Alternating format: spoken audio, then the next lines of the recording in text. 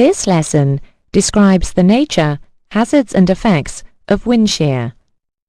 And by the end of it, you will be able to understand these effects, particularly concerning aircraft energy gain and loss, and be aware of the conditions under which the phenomenon of microburst can occur. Wind shear is defined as a sudden localized change in wind speed and/or direction that can occur vertically, horizontally, or both, and at any altitude. It can subject an aircraft to sudden updrafts, downdrafts, or extreme horizontal wind components, causing sudden loss of lift or violent changes in altitude or vertical speed. Wind shear can cause abrupt displacement from the flight path and may require substantial control action to counteract it. Wind shear encounters can be very dynamic events, which strike suddenly and sometimes with devastating effect, beyond even the powers of experienced pilots flying modern and powerful aircraft. An encounter may cause alarm, a damaged undercarriage, or, at worst, a total catastrophe. The first and most vital defense against wind shear is avoidance. The most powerful examples of wind shear are associated with thunderstorms. That is, cumulonimbus clouds, or cumins as they are often called.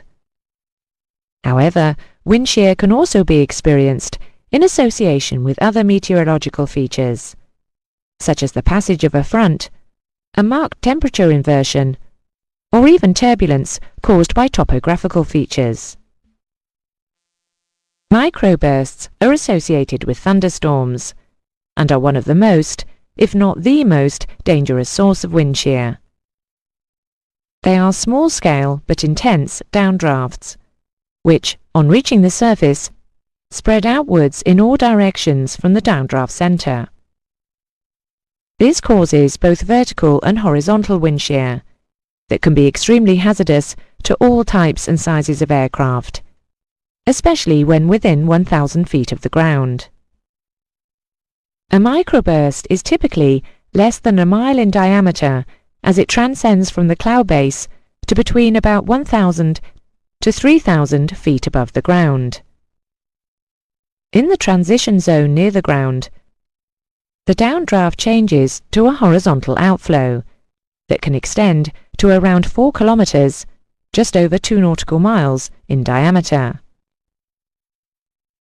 To give you an idea of the power of a microburst, downdrafts can be as strong as 6,000 feet per minute, which is beyond the rate of climb of a lot of aircraft, particularly in an approach configuration. And the horizontal winds near the surface can be as strong as 45 knots, resulting in a 90-knot shear as the wind changes to or from a headwind across the microburst. These strong horizontal winds occur within a few hundred feet of the ground, where aircraft on approach and climb out are vulnerable at low speeds. An individual microburst seldom lasts longer than 15 minutes from the time it strikes the ground until dissipation. A microburst intensifies for about 5 minutes after it first strikes the ground, with maximum intensity winds lasting around 2 to 4 minutes. These are maximum values, but they do indicate how it is possible for even large and powerful aircraft to become uncontrollable if they encounter such extreme conditions. Microbursts may be concentrated into a line structure, and under these conditions, activity may continue for as long as an hour. Once microburst activity starts, multiple occurrences are not uncommon and should be anticipated. Here, you can see a typical normal takeoff profile with a steady climb out. By comparison, if an aircraft takes off into a microburst, it will first experience a headwind, which increases performance without any change in attitude or power.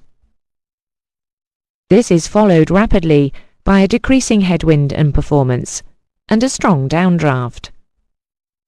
Performance continues to deteriorate as the wind shears to a tailwind in the downdraft. The most severe downdraft will be encountered beneath the centre of the microburst and for a short distance past it, and may result in an uncontrollable descent and impact with the ground. When on the approach, power settings and rates of descent required to hold the glide slope should be closely monitored.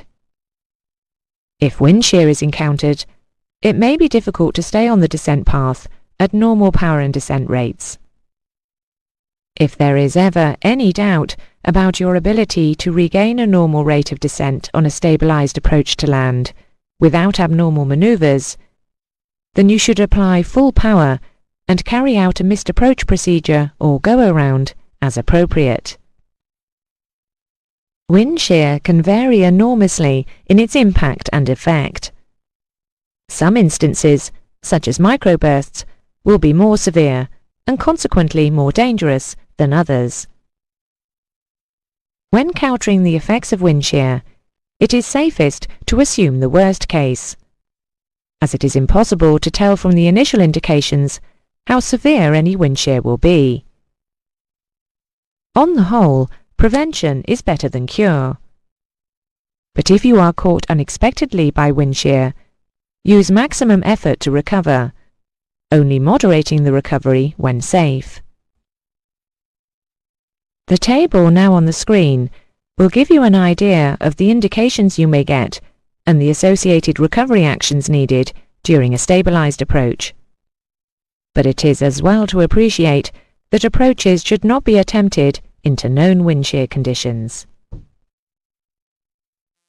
The relationship of an aircraft in a moving air mass to its two reference points, the air mass itself and the ground, must be fully understood. On passing through a shear line, a point at which a rapid change of wind vector occurs, the change in airspeed will be sudden, but the inertia of the aircraft will initially keep it at its original ground speed. The wind is, of course, a form of energy, and when it shears, an equivalent amount of energy is gained or lost. A rapid increase in headwind or a loss of tailwind are both energy gains, and will temporarily improve performance. Downdrafts are a significant danger at low level as they cause an energy loss, resulting in an increase in rate of descent. A very similar effect will occur with a sudden drop in headwind or increase in tailwind, again with significant energy loss. When considering recovery actions from a microburst, the sequence of increasing headwind, followed by downdraft, followed by increasing tailwind, is the worst-case scenario that might be encountered on the approach or after takeoff. The presence or likelihood of thunderstorms will be known from forecasts or weather reports, so the increase in speed from a rising headwind should be seen as the forerunner of a microburst or downburst, a more general term for this kind of phenomenon. Even at this early stage, any hope of flying a stabilized approach should be abandoned, and a go-around carried out as the only safe course of action. The initial rise in airspeed and rise or balloon above the glide path should be taken as a bonus, and the energy gain capitalized on by setting go-around power and attitude, typically 15 degrees, immediately, and holding it through any turbulence or buffeting. The next phase may well see these initial advantages being rapidly eroded. The downdraft now strikes, airspeed may be lost, and the aircraft may actually descend despite the high power and climb attitude. It will be impossible to gauge the actual angle of attack, so there is a chance of stick shaker activation if one is fitted. Only then, or at any stall symptoms, should the angle of attack be reduced to avoid the stall. The point at which the downdraft starts to change to an increasing tailwind may well be the most critical. The rate of descent may lessen, but the airspeed may still continue to fall, and the height loss may have breached the obstacle clearance safety margins. It may be necessary, given that maximum thrust is already applied, to go to an attitude that activates the stick shaker and hold it until the aircraft passes clear of the microburst. When the wind shear risk is longer term, because of multiple or slow-moving thunderstorms, it may be possible to take off from a longer runway or one that points away from the risk area. Another precaution against wind shear is a higher rotate speed, with due caution over tyre limiting speed. Any extra speed or climb rate would be an advantage in a microburst encounter. At a low height, however, there is little safety margin, and the ride would be at best uncomfortable. If extra power is available, it should be used without hesitation, ignoring noise abatement procedures and maintaining a high pitch attitude just below stall warning angle of attack. In summary, the vital actions to be carried out in the event of wind shear, on takeoff or on the approach, are as follows. Use the maximum available power as soon as possible. Adopt a pitch angle of about 15 degrees and try to hold the attitude, and do not chase the airspeed. Be guided by stick shaker or other stall warning indications when holding or increasing pitch attitude, and be prepared to reselect a slightly lower attitude. Ground-based wind shear detection equipment has been in use in the USA since the 1970s, in the form of the Low-Level Wind Shear Alert System, which relies on a series of anemometers located around the airfield and providing information to a computer which analyzes the data and provides a warning to air traffic control if hazardous wind shear is detected. This system is gradually being replaced by terminal Doppler weather radar. These ground-based systems have their limitations, and often the most useful indications of wind shear are gained from aircrew reports. Some aircraft have a predictive wind shear system as an integral part of their weather radar. But regardless of how the wind shear is detected, it should be reported to air traffic control as soon as possible, including details of location and altitude, and gains and losses in height or speed. If the wind shear was such that a flight safety hazard existed, then an appropriate flight safety occurrence report should be completed after flight.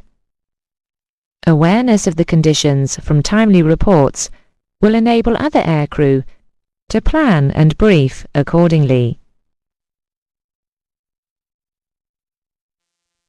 Thunderstorms will usually feature when appropriate in aerodrome forecasts, providing a forewarning, and, unless embedded in other cloud cover, will usually be visible both by day and night, giving pilots a mental jog to think wind shear.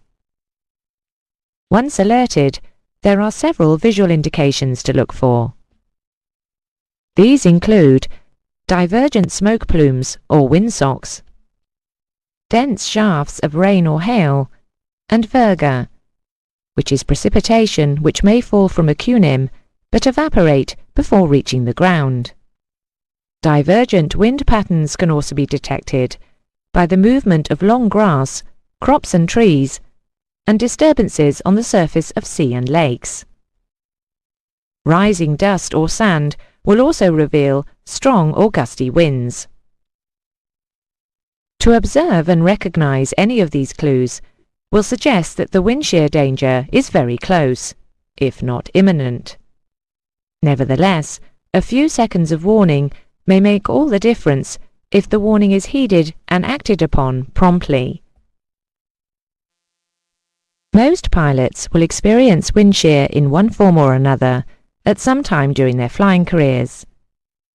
For most, it may be no more than a swing on takeoff or landing, requiring a momentary use of a large rudder deflection, maybe put down to a gust. A few will experience more extreme, dare we say, full-blown instances of wind shear, which will stretch their skills to the limit. A very small number will find their skills and reactions inadequate. There is no sure way of knowing the severity of any wind shear that may be encountered, so it is better not to put one's skills to the test rather than find them inadequate. Wind shear, particularly when linked with thunderstorms, has caused disaster in the past and may well cause it again, but will not harm those who understand its power and have the good sense to avoid it. An inadvertent encounter on the approach is most likely to destabilize it to such an extent that a missed approach is the only safe course of action, and the sooner that decision is made, the safer it is likely to be. Other encounters must be treated according to the conditions, but any hint of energy loss must be met with a firm, prompt and positive response in line with the guidance given. Finally, remember that the best defense, in this case, is avoidance. But you cannot assume you will avoid wind shear, so be prepared for the actions you may need to take.